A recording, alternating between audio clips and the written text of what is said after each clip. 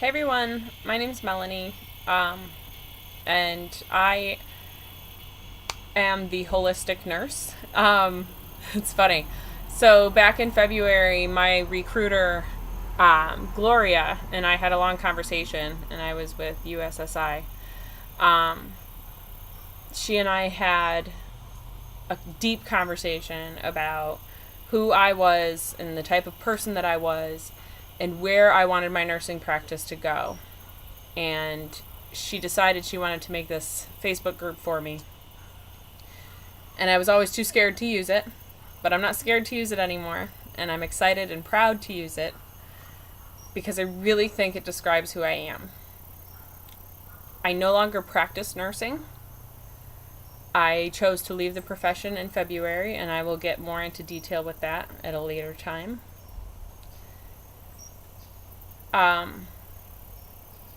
I chose to leave the profession in February of 2017 and to stay at home with my family. I'm a mother with 3 young girls. The one is 5 right now. She turns 6 in November. Our second child, Lulu, the first one is Lily. Lulu is our second. She is 4, and she turns 5 in February of 2018. And then we have Scarlett, who just turned 3 in August. And so now we have 3 girls, 5, 4, and 3. And I was pregnant and breastfeeding for 4.5 years while practicing as a full-time working traveling nurse. We moved now 6 times in 6 years as of May 2017. We've just really, and we got married in 2010, so basically we have moved a lot. We're originally from upstate New York, my husband Chris and I, and we I worked at Duke University Hospital in July of 2009 until July of 2011. We were pregnant with our first daughter, so we moved back to upstate New York. I was in upstate New York working for August of 2011 until January 2014. Various hospitals in the region. I never really seemed to mesh. I never really seemed to fit because I always advocated too much for my patients. I always had too much fire and life inside of me to do the best by my patient, and it got me in trouble because I couldn't stop myself from talking about it and really voicing my concerns and really caring and showing that through my words. I could never stifle that down. And so, and then January of 2014 to when was it?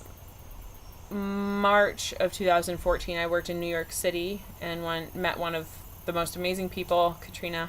I met you then, and we had a great time working. And then sorry, it's hard for me to talk about all this because it's just been a hard road and a hard learning experience, but I'm very grateful and thankful. So let me get back to it. So April of 2014 until August of 2014, I worked in University of Washington and Seattle, and we moved out to Seattle in April 2014. And in August of 2014, I had our third daughter. And so our second daughter was born in February of 2014 when we lived in New York, and I was working at Cortland at the time. And so our third daughter was born in Seattle at University of Washington, and that was an amazing delivery experience. And I rave about y'all to everywhere that I go and about how amazing my experience was. And delayed baby bathing, oh my goodness, that's like you tell a nurse that here on the East Coast and they about shit their pants every time. Delayed baby bathing, skin to skin at delivery, and it didn't even matter gestational age. Like, they seemed to always really get that baby to the mom every time, and it was an important experience. No matter how brief that contact was, it just seemed to happen at least 90% of the time, and that was amazing to see. Delayed cord clamping was just starting, and we were doing so many studies, and I was that experience was by far the best. By far, hands down, the best. So, Seattle, you guys, everyone that we met in Seattle, the experience that we had in Seattle, it was just phenomenal. And it probably had something to do with the weed that I smoked in Seattle. It made me a fun person to be around. But, so moving on. So after I delivered, 5 weeks later, I went back to work and worked from, was it October 2014 until January 2014 or 15, and I left there devastated. We probably would have stayed a lot longer, but I lost the job. Things were getting rocky with me emotionally, since I was bipolar since August or July of 2013. I was on and off meds, and having pregnancy hormones fluctuate and change the way that you're feeling. Y'all know, if you're in nursing, messing with mental health medications is one thing, and then messing around with pregnancy on top of that makes you crazy.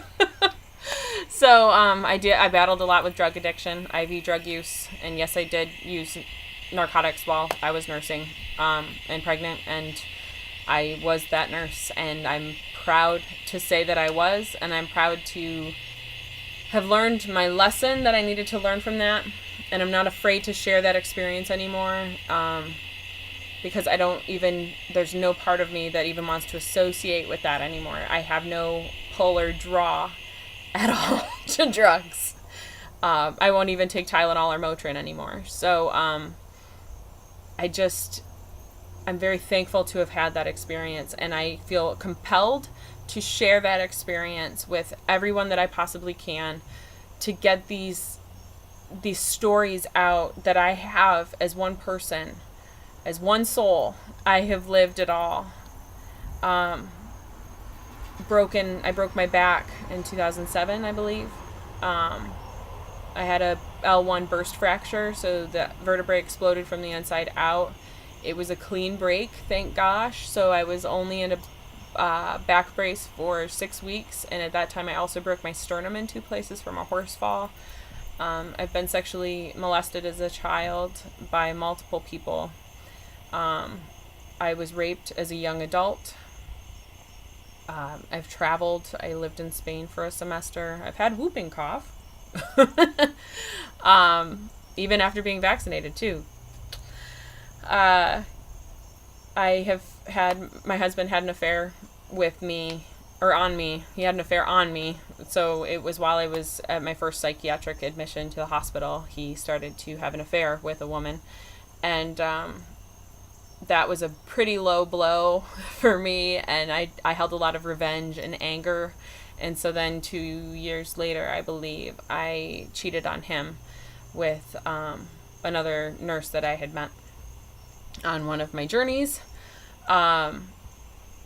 And we've lived through physical violence in our relationship from me. I used to be physically violent to my husband. I was physically violent to my kids. I was scary. I grew up with physical violence, which, for some grace of the Creator or God or whoever you want, by some grace, I have to say that my parents now are wonderful people, and I am so proud and thankful to have them in my life, and thankful for the lessons that I learned of what kind of parent I didn't want to be. And so I used to even spank and everything, and I can't spank my kids anymore. I really stay away from that as best I can. They barely go in timeout, and we had a rough night tonight, but I mean, it's really, anyways, I'm rambling, but, I used to be I was an IV drug user, like I would get my own veins, like I didn't really use my ACs much, it was more down here, on my wrists, and then on the insides of my feet, and I did that so much, it would blow anyone's mind who worked with me.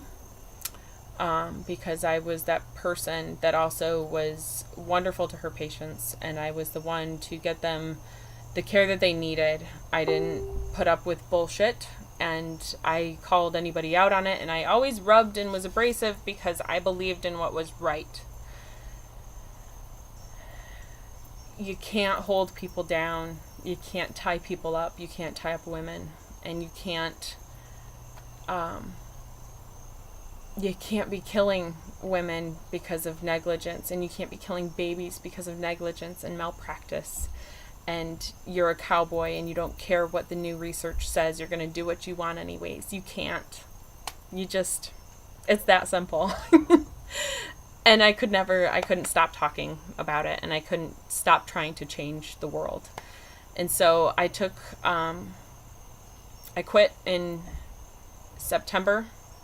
I'm sorry. So we left Seattle, or I had another job in Seattle where I had an issue. And it did get to be almost drug related, and they were starting to figure it out, and that's cool. And I got fired and I left. And from there I went to New York, upstate New York, and very upstate New York, 4 hours away from where I lived. At that time, Scarlett was 9-10 months of age, and Lulu was gonna be 3, and Lily was gonna be 4, I think. Lulu was 2.5, I think. So yeah. At that time I witnessed a horrific car accident.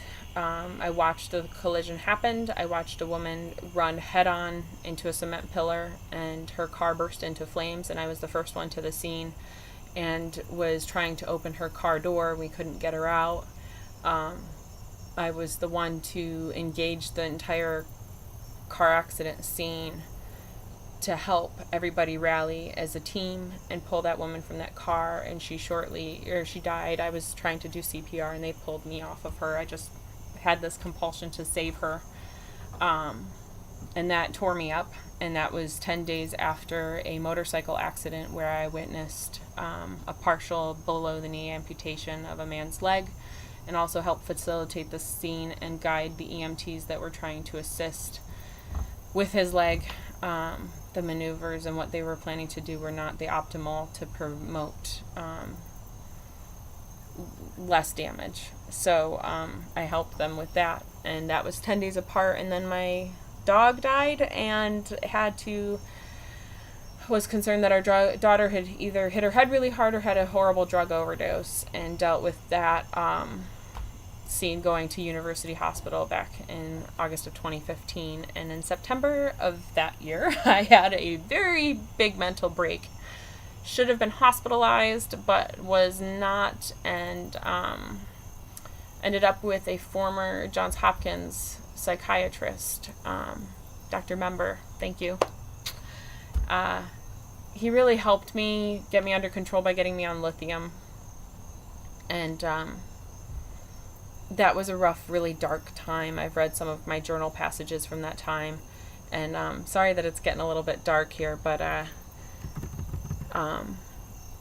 so Dr. Member really helped save my life. He helped numb me enough to get me through.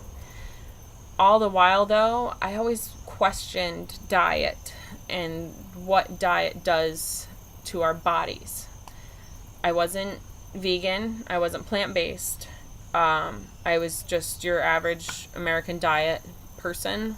We did limited processed foods, and I really did try to buy organic and care about where my food came from, and I knew buying from the local market was better than buying from Walmart. We were very poor at that time. When I wasn't working, I was on 6 months of leave then. When I wasn't working, we were on full assistance from the government because I couldn't take care of the kids. Chris had to do it for me. I couldn't be left alone, and we didn't have enough family that could help us at the time. And no one really wanted to be around me because I was a miserable bitch. But yeah, so in that time period, it was really rough, scary. Both of our cars got repossessed, and we began to file for bankruptcy. All of a sudden in February, I had tried to get a job and failed the drug screen because I had been smoking marijuana up until December of that year and had stopped, but marijuana really helped me, and as we all know, it's a great medication and a great drug to use for people that are uncomfortable in this life. It really helps bring peace. It helps bring comfort to people. So it is a wonderful medicine. It is herbal. It is 6,000 years old. So please don't tell me that it's bad for me. The chemicals that I was taking, I'm still leaching out of my body a year after doing this. So marijuana is the least of anybody's worries. Hang on a second. I'm going to go turn the light off. So speaking of which,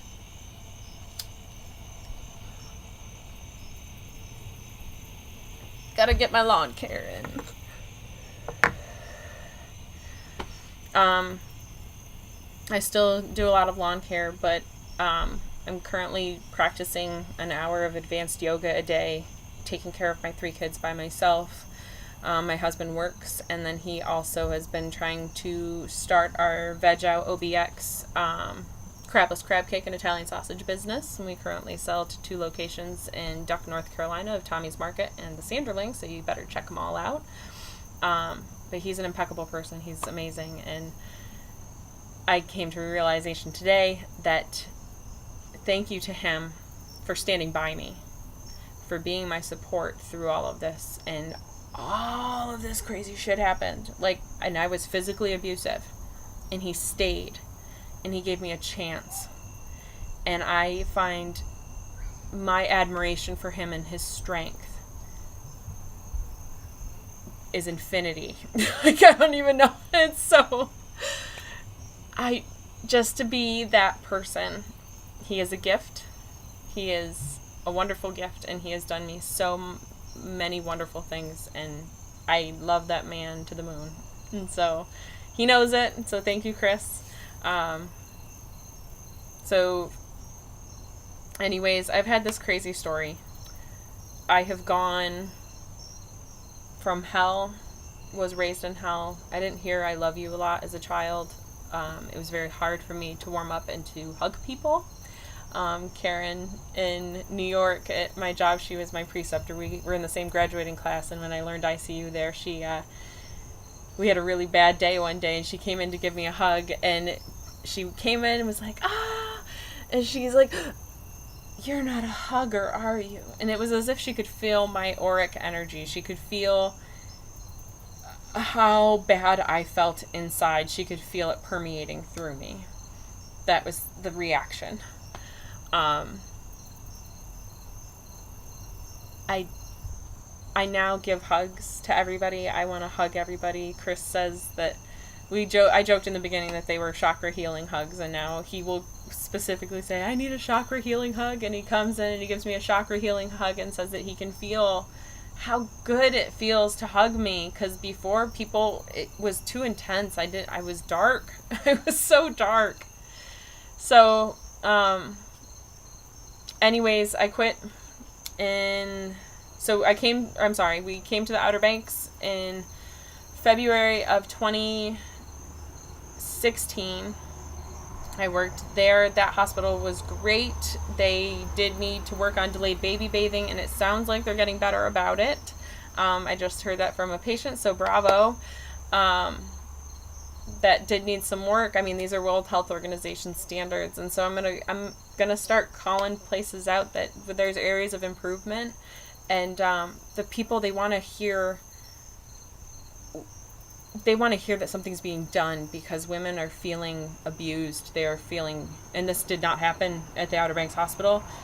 This did happen, however, at many other places to come. Women were abused, and it was terrifying, the treatment that I saw. A racist anesthesiologist. That was Greenville. Just horrible, dark energies that we're trying to heal patients, but in reality we're just making them sicker.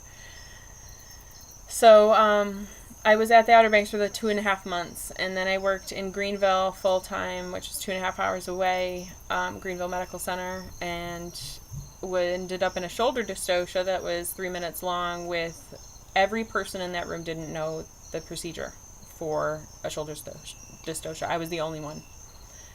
Had it not been for me, that baby would have died. He did go to NICU immediately after. And I said, this is ridiculous. you please, can you let mom just touch him? Can you let mom just hold his hand for a moment so that he can go? Because I knew how drastic it was, and I knew her vagina wasn't up for any type of transport for multiple hours to come. And they said, no, absolutely not. And they stormed out of that room. And to me, my initial reaction was, I'm sorry, but are you going to be the reason that that mother never got to touch her living child? Is that going to be you? I just was blown away. But this was after having the senior chief resident who had thrown that in my face a couple weeks prior. After having her be in this shoulder dystocia, I said, did you cut an episiotomy yet? And it had been a minute. I mean, and we knew we were stuck. They didn't know McRoberts. They didn't know the procedures. And that's something that a labor and delivery nurse has to know. It is not up for negotiation. So yeah, that was a traumatic experience. And that family came to me that night and said, thank you. Our baby would have died if it wasn't for you. My energy helped keep a mom pregnant and at 10 centimeters dilated with a bulging bag of water, meaning her vagina cervix was like this and the baby's head was like this, and there was a bag of water on the one side, and that was all that was keeping him in, or her in. And yeah, she stayed pregnant for 6 days, and I really think that it had a lot to do with my energy that I was giving her, that positivity, that we can do this. If you want to do this, if you choose to do this, we can do this. And she went from 23-1 to 24 weeks, and that baby girl is living life. The day I left that hospital, though, I thought she was gonna die. They told me she was on hospice, or getting close to hospice. I could have that confused, I'm sorry. But she was so swollen, so edematous, so sick. And that was a couple weeks after. And I cried the whole way home. I listened to Jewel the whole way home. And that mom found me and told me how well she was doing and how thankful she was for me. I fought tooth and nail for that patient, and I love you, girl. You are in my memories. I've had an experience, to say the least, and being a traveler, you see all of those things. So after Greenville, I went to Norfolk, and I watched a mom decompensate for an entire 8 hours, and knowingly we had a full placenta previa on a laboring cervix, known, with sufficient blood to bring her to the tertiary care center. A known previa with an 80% probability of a percreta. And we watched this happen. And it continued to unfold. She was 29 weeks pregnant and continued to bleed and dropped 2 liters in the bed over a 30-minute epidural placement. And that patient asked the translator that we could finally get a hold of, and I speak Spanish and I speak it very well for a 32-year-old white woman from rural upstate New York. But I spent time in Spain, and I took 6 years of schooling in Spanish, as well as 2 years of college Spanish, and the highest level they could offer with private tutoring from the professor, because I'd gone above. But I still didn't understand what she was asking, and her family kept asking, and they had been asking me why we were punishing her, and we couldn't get a hold of the translator because of a hurricane at that time, and I was really forced to use my Spanish the entire night because they didn't have an on-site interpreter, which is fucking crazy. For any place in this country, when 30% of your population seems to be Hispanic, you need to have a translator, in-house translator. I don't care who you are, and I don't care how expensive it is. It is like one of those things. And this poor woman, because of this power outage, we couldn't get him on the phone. And you know what? I can't be holding a cell phone up to a patient's ear, or a really big bulky phone for that matter, to a patient's ear while I'm in the C-section, having to tell her that I'm cutting out her uterus. I had to tell a patient that. I then had to go to interventional radiology when they couldn't stop the bleeding and continue to tell her in Spanish what we were doing to put her to sleep, because they didn't have somebody that could really do that very well, because you don't have time to wait for the delay. You need that person there. Anyways, after all of this, her previously stable H&H hemoglobin hematocrit was now 4 and 10, and that was after 10 units. 10 blood units. 4 and 10. That woman, she was dying when I got there. I said she was dying. Nobody wanted to listen. It wasn't that big of an emergency. I begged for that fucking epidural so that she could at least be awake when we were having her C-section. She could see what was happening to her baby. I mean, it was just mind-blowing.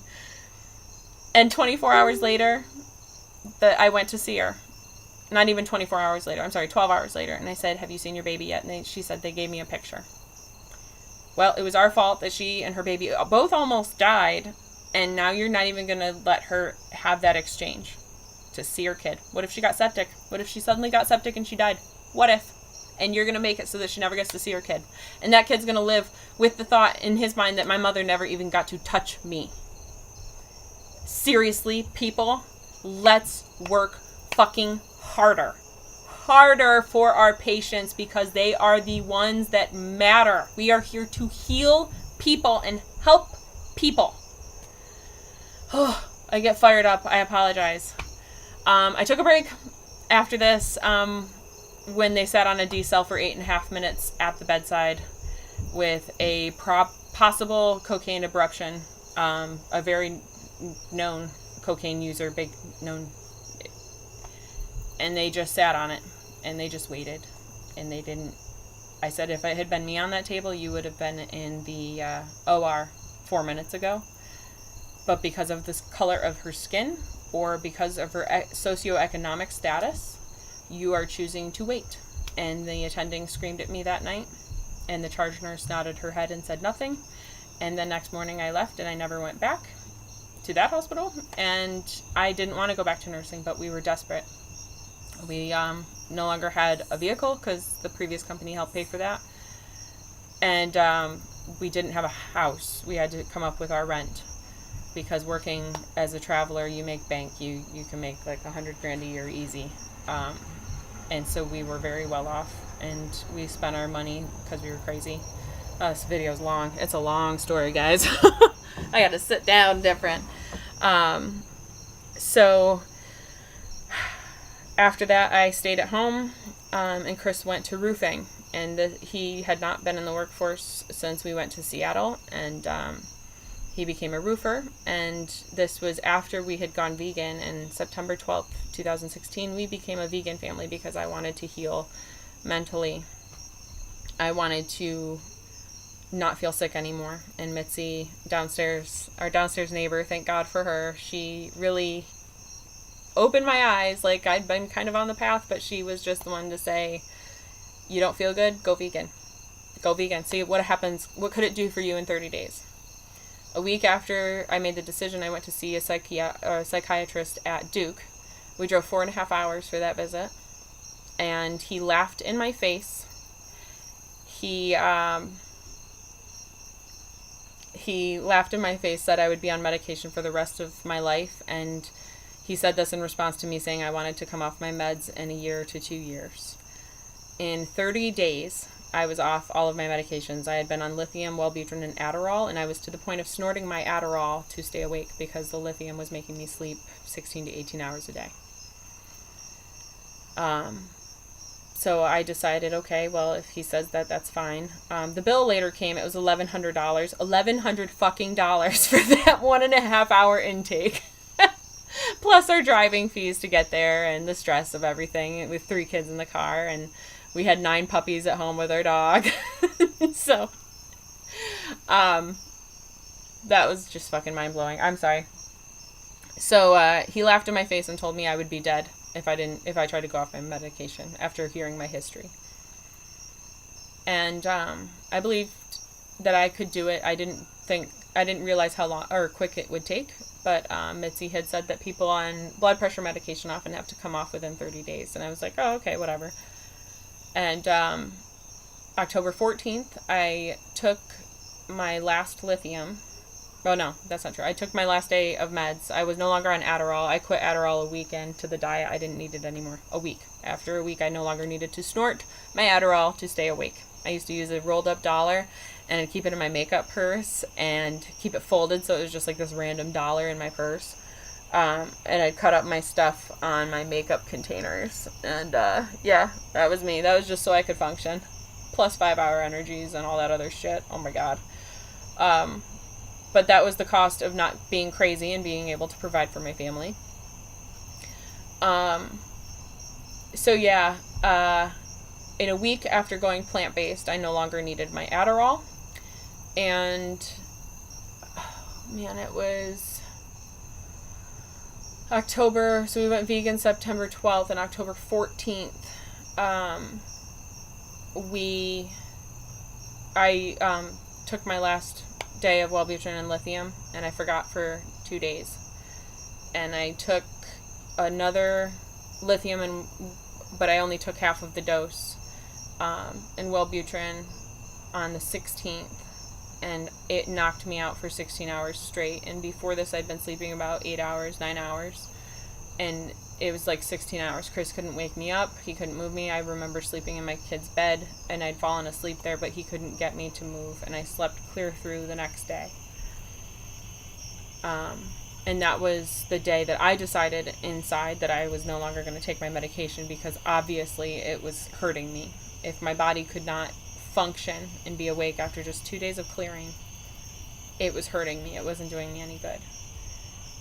And so I stopped taking my medication, and I always told Chris I would tell him, and I didn't tell him because I didn't want that judgment. And 2.5 weeks later, he had an idea that I wasn't feeling as good, but we all knew it was to be expected to begin with the detox of going plant-based. But he didn't have any idea that I'd gone off my meds, and I didn't tell my mother either until after she was there for a while, so that she could see that there was improvement in me just by me being vegan, by me being plant-based.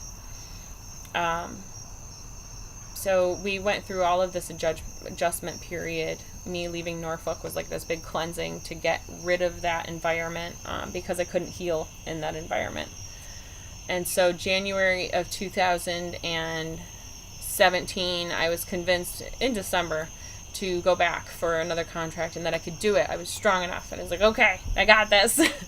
And I signed up to go to Las Vegas because I needed sunshine, and I needed space from my family, because I was too overwhelmed. I was encroached on, and I didn't want to work on the East Coast anymore. I thought that going west would help. It would help me feel better. And granted, it was a little bit better than Greenville, and it was a little bit better than Norfolk. But I could no longer. I had grown past being able to numb the feeling of watching your patient die and knowing that something could have been done to prevent it. And anytime you change somebody to a plant-based diet, you are preventing the continuing of their disease. You are helping the healing of that disease. And you're preventing that disease, once it is cured, from ever coming back again. I have now been cured of an incurable disease, bipolar 1. Any psychiatric manual, the DSM-4. I don't know if they came out with the 5 yet, since the last time I was in there, in the whole area. The DSM-4 states that bipolar is an incurable disease. Yet here I sit, here I talk as a professional, as a normal human being, as a happy human being, caring for my 3 kids. I cook about 6 meals a day. I keep my house relatively clean, especially in the wintertime. In the summertime, I'm so busy trying to be outside and really enjoy this weather. But I'm gardening now. I'm starting to garden. I'm starting to really care about myself, care about my family. I'm doing advanced yoga practice. I am rocking it. I was a size 12 to 14. I am now a size 6. slowly going to a 4. I'm doing very advanced yoga poses that I'm now using YouTube as my teacher because, hey, why not do it through YouTube University instead of spending money these days? I've learned so much. I've grown so much spiritually. I still help people. I help people for free now. I would like to be paid. I would love to be paid for obstetrical advice to provide to patients that are lost, that are scared, that are being bullied in the profession. Right before I quit Norfolk, I had 3 vegan patients that had been vegan, and then they chose to be unvegan because the doctors told them that it was better for their health to not be vegan. Yet meat, cheese, and dairy and eggs are not curing people's diseases. They are causing people's diseases. And a vegan diet is actually curing people of diseases. And that doesn't just stop at mental health. It doesn't stop at bipolar. It doesn't stop at cardiovascular health. I mean, they're curing congestive heart failure. Congestive heart failure, which when I started the program in 2007 was an incurable disease. They are now curing it. My grandfather died of congestive heart failure. Harry, we love you.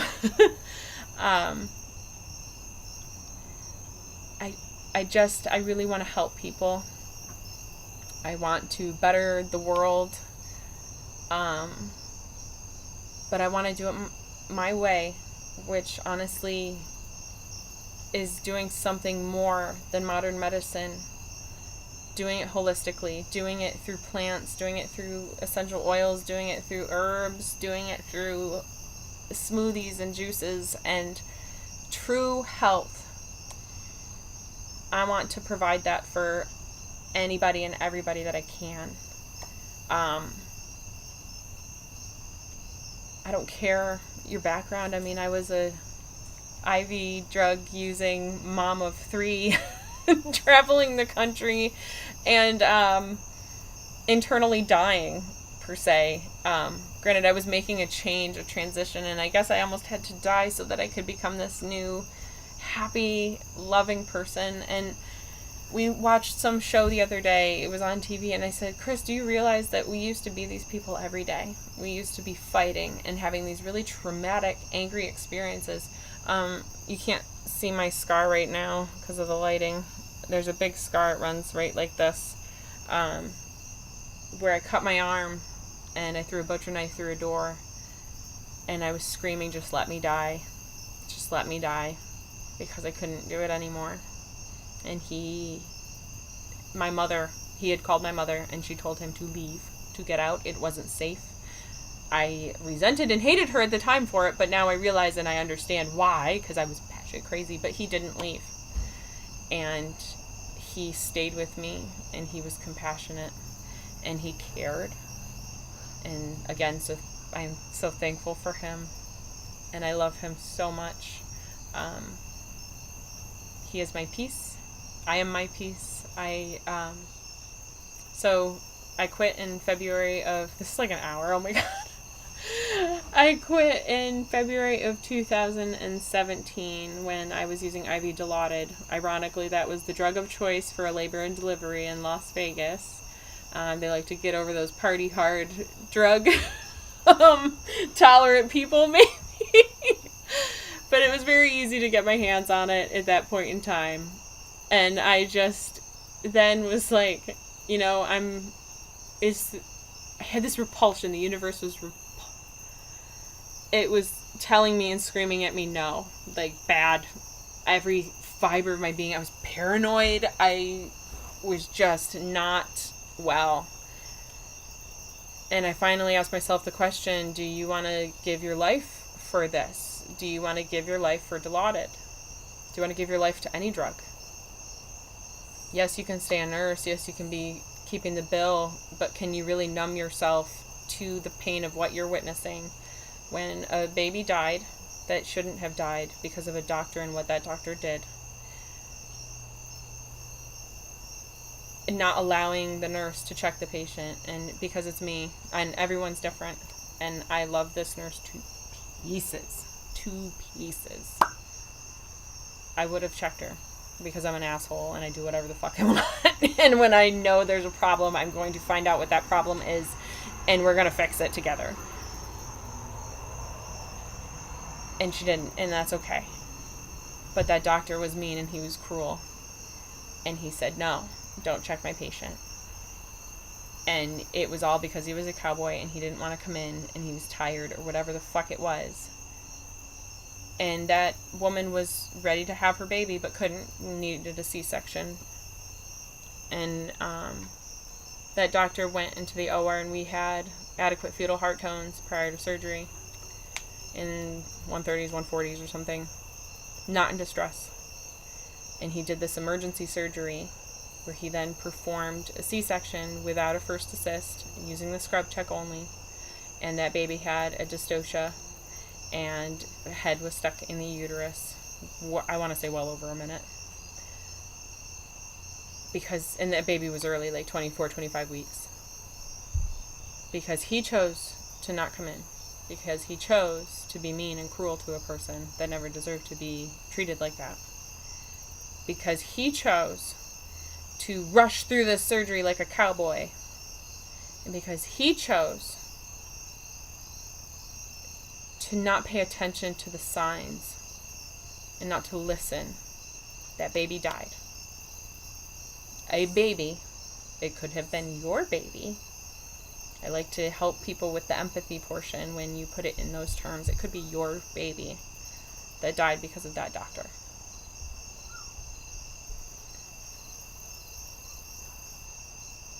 I couldn't sacrifice my heart and soul anymore. Using Dilaudid wasn't fixing the problem. It was making it worse. It was easy to get. It was there and ready, and nobody knew, and everybody loved me.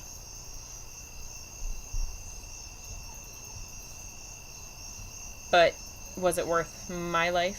Was it worth the life of my family that was suffering?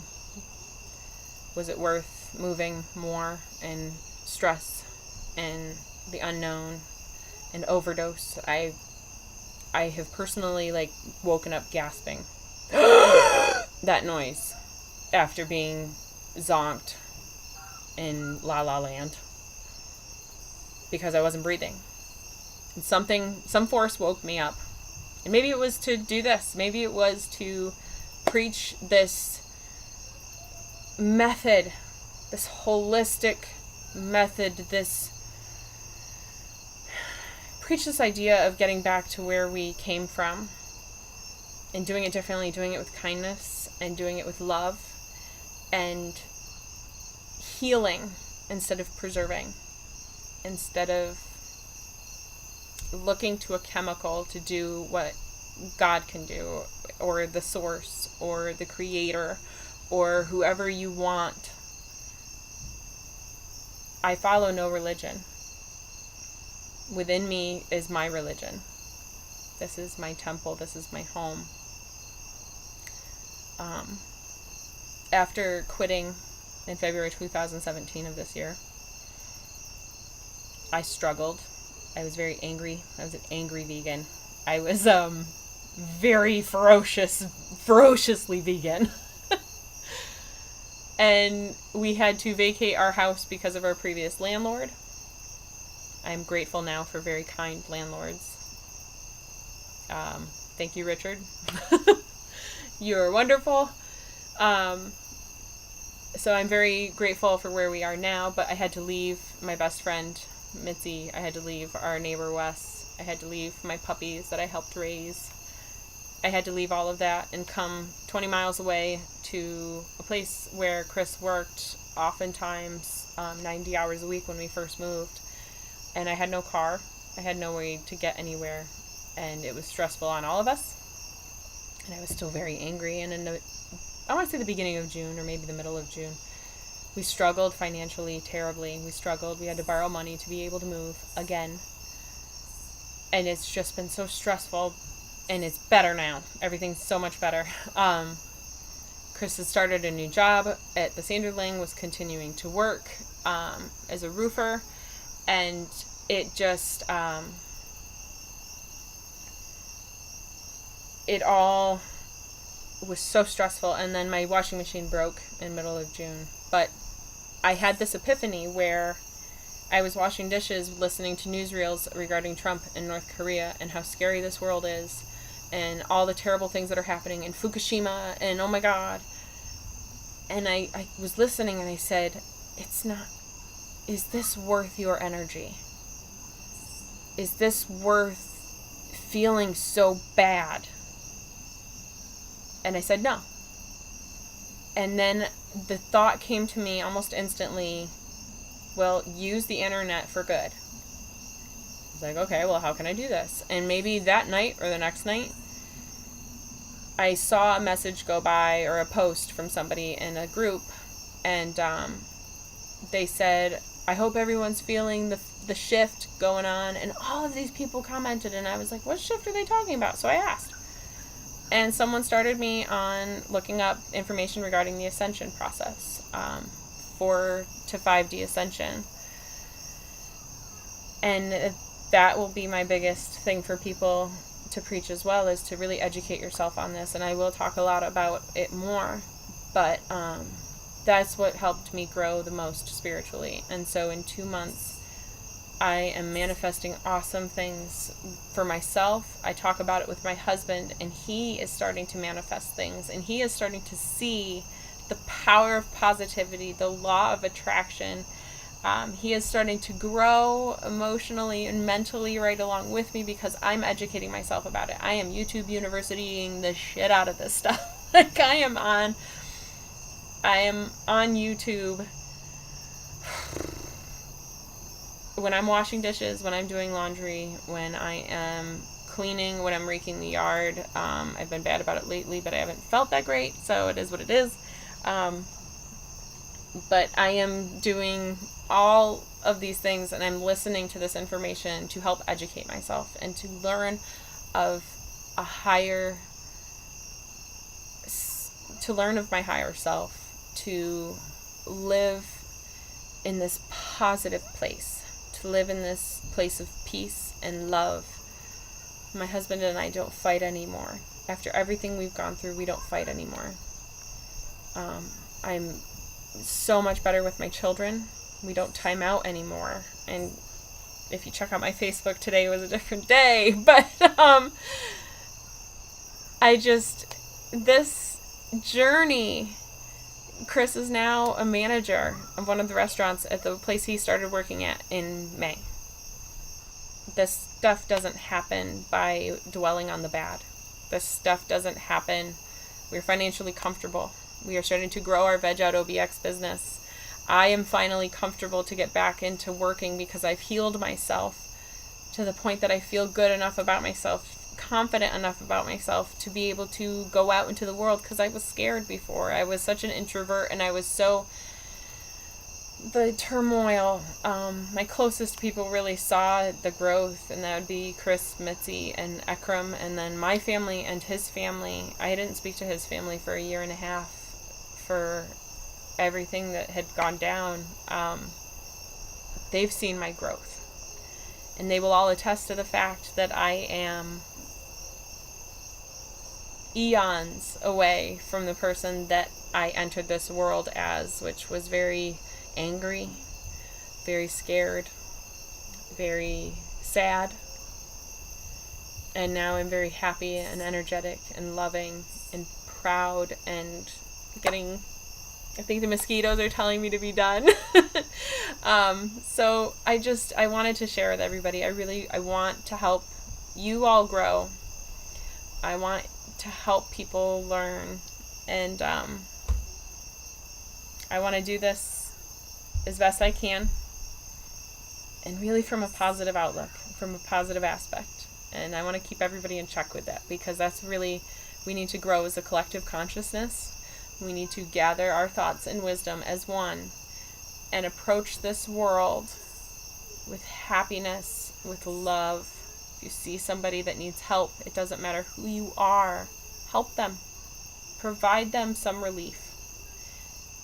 Give them a chance to not worry for seconds, minutes, hours maybe, and be the light in their lives so that we can all grow together and grow out of this funk that we've been living in for thousands of years. Because this this is getting repetitive, guys. This is all just getting too repetitive. So I want to spread the peace and the love, the paz y amor. And I want to say thank you. And if you continue to listen, that's wonderful. If you don't like me for whatever reason, I don't care. And I just would hope that you would still go out and look into ascension and look into the 5D shift and really do this education for yourselves. If you want me to tell you about it, I can do consultations. I'm learning about all of this, but if you want me to, I'm learning and growing, but I've already done some of this learning and growing very fast too, in a matter of months. When sometimes this shift takes people years. Granted, it's still a process, and we're all still growing and changing. But if you need help with this, I can do it. I can do consultations, and we will provide a link below. Leave your comments, your questions. I would love topics. I would love if you guys are really interested in certain areas of how I might have conquered issues that I've dealt with in the past. If you want me to hit specific topics and videos, I can do that. I'm a stay-at-home mom of 3, and I'm kind of feeling like I need more of a purpose in this life, and so I feel like I can help here. This is the holistic nurse, and that's really what I want to be, is the holistic nurse. Teaching other nurses, teaching regular people, teaching anybody who wants to learn, anyone that wants to have some fun, and anyone that, I cuss every once in a while. I really try to limit it now, but I say it jokingly and laughingly, and I'm really not angry with life. As frustrating as it can get sometimes, I just try to let it go. So, peace and love, and have a good one. Adios.